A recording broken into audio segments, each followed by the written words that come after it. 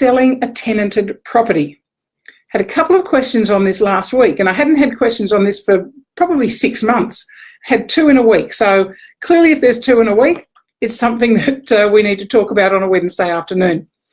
And it was about notifying the tenant of when a property is going to be sold.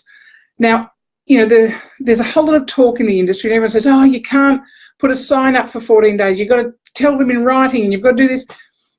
The actual wording of the Act, let's have a look at it. It's in the regulations and it's in the Act. It's referred to twice here.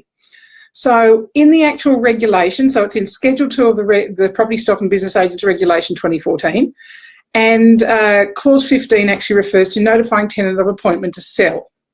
So we look at that, and the agent must immediately give the tenant written notice of the intended sale of the property and the appointment of a real estate agent. So together with the name and contact details of whoever the agent is, if it's not your agency doing that. If you're the property manager, you have a responsibility to tell your tenant that it's about to sell.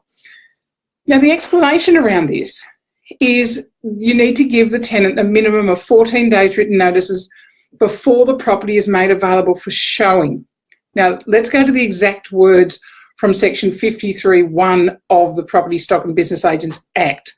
States that a landlord must give the tenant written notice of the landlord's intention to sell the residential premises not later than 14 days before the premises are first made available for inspection by property purchasers. Whole lot of words. One important word in there is inspection.